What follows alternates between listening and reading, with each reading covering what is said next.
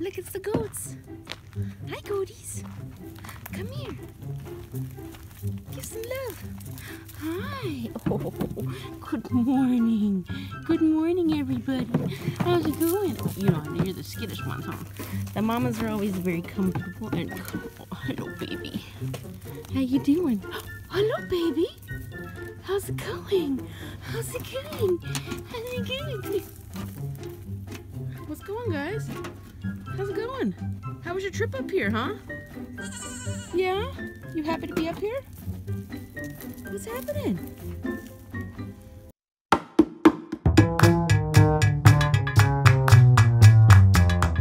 Good morning, adventurers. It is day 2 of my desert trip, and I'm feeling, well, I mean, I look like I just woke up, and I did.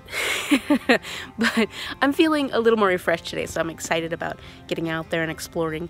I'm taking the car back to Palm Springs today, and then I will meet up with Shell and Nathaniel, and we're gonna go and find some more adventures. I really just wanted to get up and show you guys the goats because they were not really out last night when I got here. They look like they're doing pretty good. I'm gonna be back visiting Aunt Joyce and Uncle Bob on my last day of the trip, because I'm gonna spend the night here again then. And there's a goat trying to get out. He's been quarantined over there for some reason, and he doesn't want to be in there. Let's see. What's the matter? What you doing? What you doing, dude? What's going on? No, yeah? What? Come here. Come here. He's like, no. He's not, he's a little shy.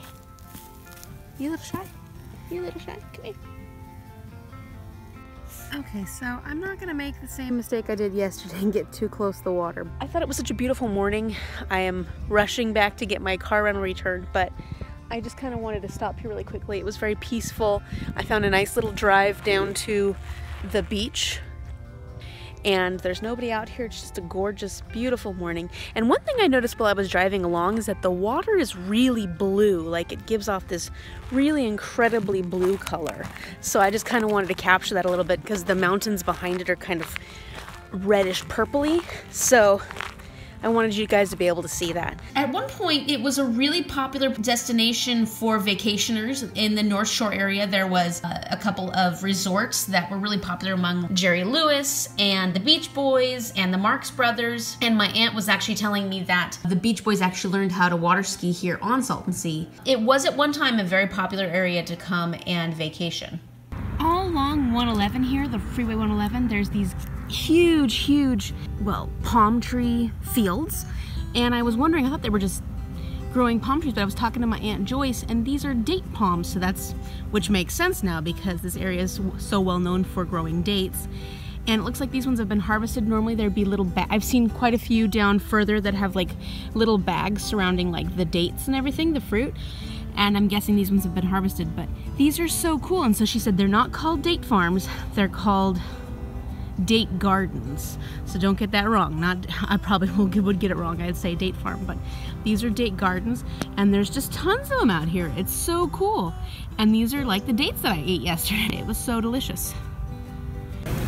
While I'm down here in Southern California, I'm going to get my fill of Mexican food. I'm at this little teeny place at the it's just at a truck stop, but it looks really good. I had breakfast. It was really good at this little place called Cello's Burgers at that like travel center. I ended up passing through Mecca, which is a cute little farming town, but if you need services up here in the area north of Salton Sea, that's a good place to do it because there's not a lot around here. I spoke with Shell, and fortunately for them, but unfortunately for me, they've got a late start this morning. They ended up doing so much trick-or-treating last night that they got home really late, which I don't blame them. I would love to go trick-or-treating again. So I ended up extending my car rental, and I kind of thought, you know, I've never been to Joshua Tree National Park before, and I really am excited to see it. I've been waiting for this, so I decided to come here and spend the day. They'll get to Palm Springs around 4:30. It's about 11 o'clock now, so I have a good few hours to explore Joshua Tree and see what there is to see. I'm really excited. I haven't even made it into Joshua Tree, and I'm already seeing all these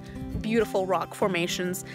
I'm taking the southern entrance because that's the way you get there from Salton Sea. Me with planning, I went on Pinterest and looked up like 10 things to do in Joshua Tree, or top 5 things, or if you have one day in Joshua Tree. And I'll link a couple of those that I saw below so that you can take a look if you'd like. Doesn't that rock kind of look like it's a man screaming? I was thinking like he's sort of Zeus-like. A very angry Zeus. So another thing I've noticed that is almost every single turnout here, and this is just the southern road to get to the entrance of Joshua Tree National Park, almost every single turnout has one of these trailheads, and this one actually has a sign posted. So it looks like I'm getting closer. I'm going to be coming in through the Cottonwood Visitor Center.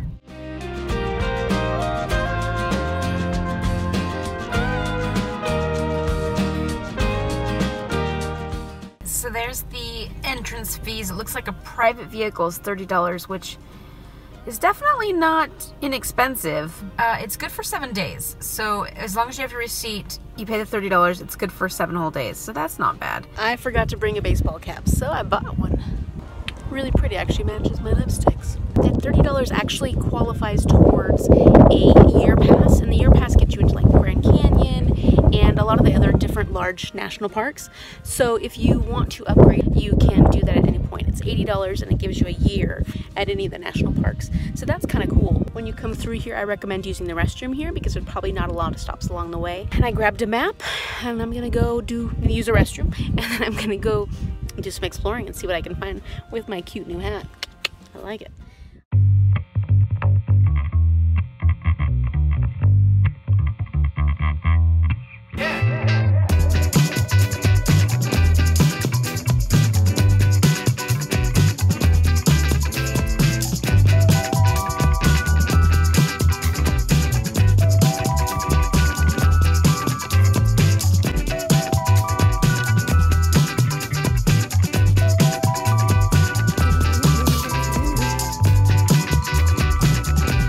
These rocks are nice and easy to climb because they're very porous, so they're grippy.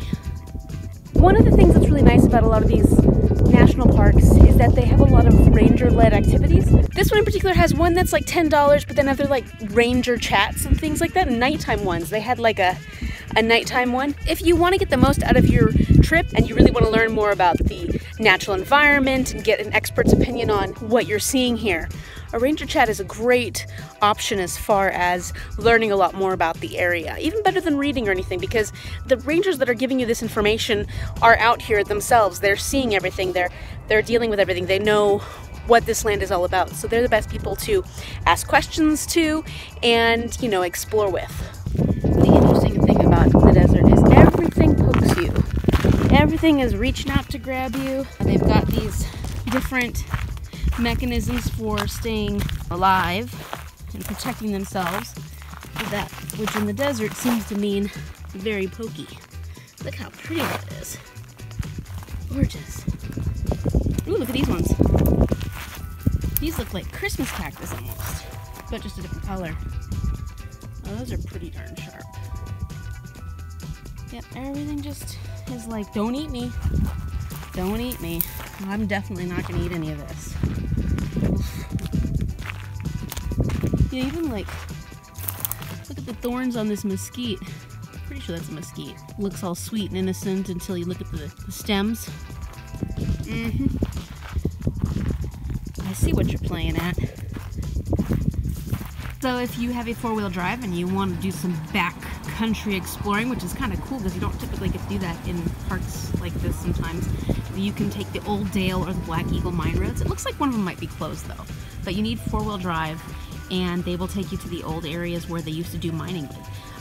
Dale, which was a mining district, and it'd be pretty neat. This little teeny thing is not going to get us there, but I think it would be fun if you have a 4-wheel drive to come and just kind of wander around the backcountry, see what it's like to, you know, sort of be out in the middle of nowhere. They're not maintained though, and I think that to take the Old Dale Road, it's about 12 miles one way, and then the other one is 17 miles, but like I said, I'm pretty sure it looks like it's closed. So you can take one.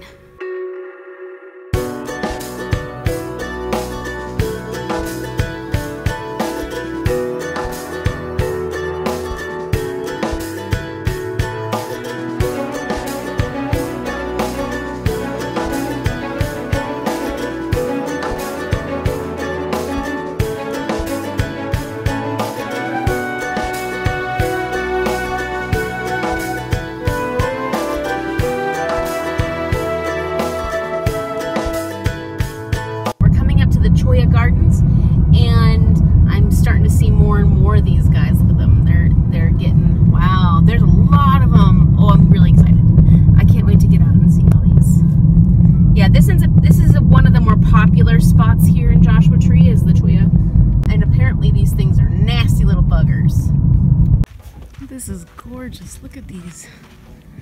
Such beautiful colors. And they're everywhere.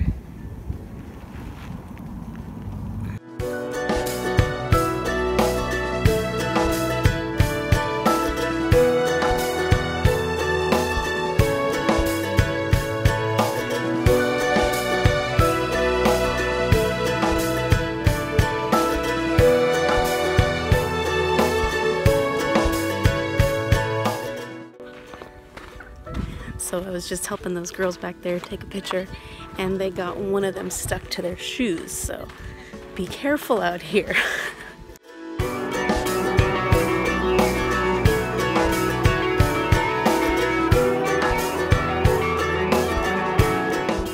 It's incredible to see the internal vasculature where all the water is stored, and gives it structure as well.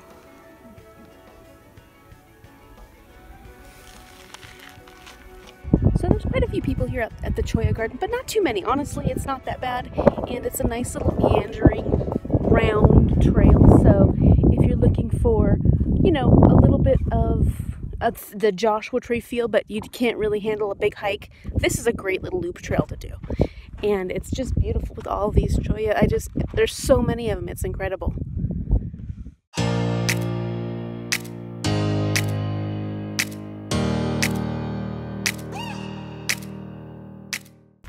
I guess I just didn't realize how big these Joshua trees actually were. So I'm getting into the area where we're finally seeing some Joshua trees, and I read that they are pollinated by the yucca moth. So that's interesting. And then a lot of different animals depend on these, of course. So these are a very important tree to this environment. It is just beautiful. And look at those rock formations over there.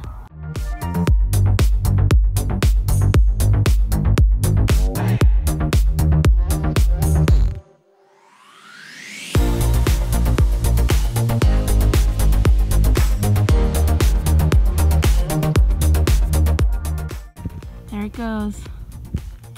I got too close.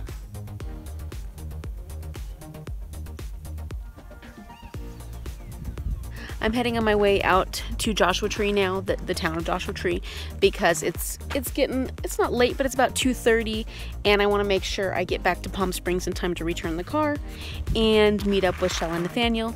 I didn't get to see everything. Like, there's Skull Rock, there's Hall of Horrors, there's a few other places that you can stop and see. There's tons of trails, and I wanted to mention this actually. The map that you get from the ranger station has all the trails listed on there, and then it also tells you the length of them, how difficult they are, and what's nice about it is that each trailhead is pretty well marked here, so you kind of know where to go when you stop. You're like, oh, that's the one I was looking for. You know, they range from anywhere from like a 30-minute hike to, I think the longest one I saw was around 6-hour hike. So I liked that they gave you all the trails that you could very easily decide which trail you wanted to do. So Joshua Tree, I'm done for the day, but I will be back here tomorrow to run for sure. I'm a little like, hoo-wee!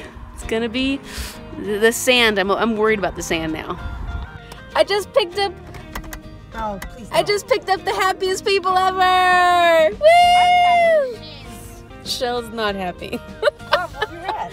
What's the matter, Shelly Billy? They had a long ride. The traffic was really bad, and we are here. We're gonna go get dinner, and we will not have time to do anything else tonight because we're exhausted. So we will see you for day 3 tomorrow. Who knows what kind of adventures we'll get into then. And if you like this video, what do you do, Nathaniel? What do you do if you like the video? Hit the bell. No, you click like, subscribe, and hit the bell so you'll know when the next video is up. Bye. Thank you for watching. Bye. Bye, Shell.